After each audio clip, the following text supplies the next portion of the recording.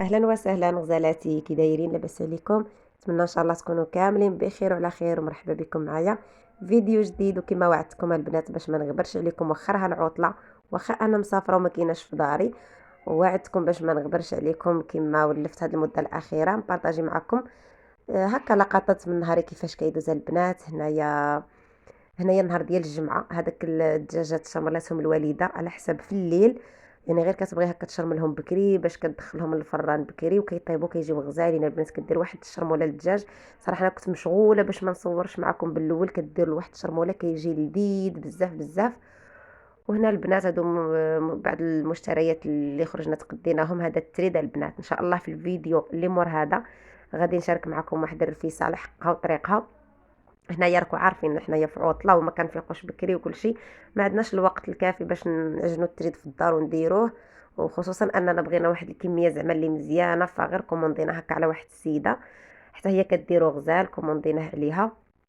جبنا 3 كيلو ديال التريد غزال البنات. ان شاء الله غادي نبارطاجي معكم التفاصيل ديال الرفيسه في الفيديو اللي مورا هذا ان شاء الله.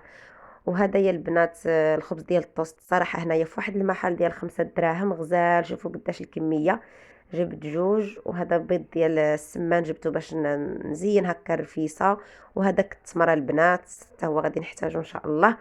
كما شفتوا هذاك الطوست البنات انا في جراده كنلقى يعني قدو تقريبا كيدير شي 16 درهم ولا 17 درهم، وهذه 5 دراهم. تبارك الله ما شاء الله. شفتوا معايا الكميه قداش ان شاء الله يا ربي. من نكون غدا ناخذ معايا واحد جوج باكيات ولا.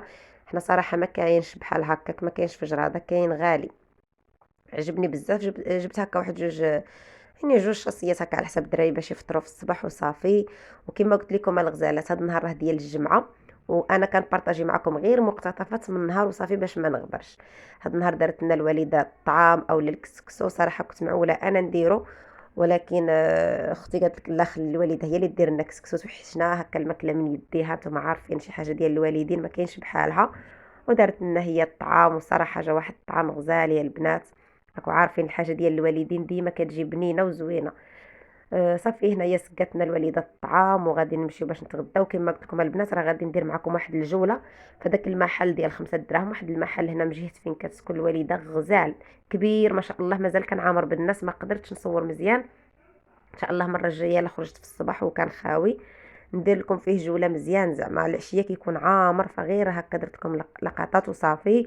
وغادي نخرجكم معايا كذلك شويه هكا لواحد الجرده هنايا من جهه طحطاحه غزاله بالنسبه للناس بركان، عارفينها زوينه. واحد المتنفس هكا فين كيقعدوا الوليدات ويلعبوا. تفوجوا معايا البنات، خصوصا البنات اللي جالسين في الدار هكا نفوجوا شويه مع بعضياتنا. وهنا قبل ما نخرجوا هنايا غادي نطيب هذا المسمن هذا او المخلع، او لا كل واحد كيفاش كيقول له مخلع او المسمن بالشحمه او المسمن المعمر. المهم هذا جابته معها اختي من جات، وراها جابت واحد الكميه اللي كثيره ما شاء الله. راه النص الكبير درناه في كونجيلاتور، وخليت هاد الحبات هادو باش نطيبهم انا باش نشربوا بهم اتاي، وعاد ان شاء الله ديك الساعه باش غادي نخرجوا.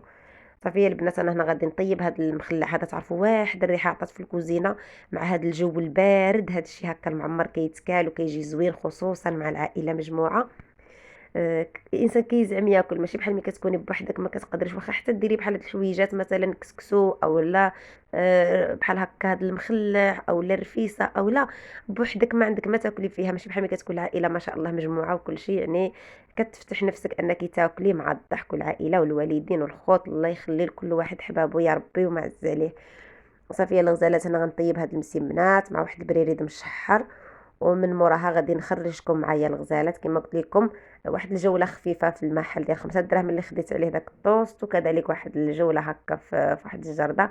فخليكم حتى النهايه ديال الفيديو البنات. ما تنساوش لي لايك حبيبه ديالي، ما تنسايش اللايك، كومونتير زوين بحالك، وديما خليك متابعه الفيديوهات ديالي. وكما قلت لكم ان شاء الله الفيديو اللي مور هذا غادي نبارطاجي معكم الرفيسه اللي غادي نديرو.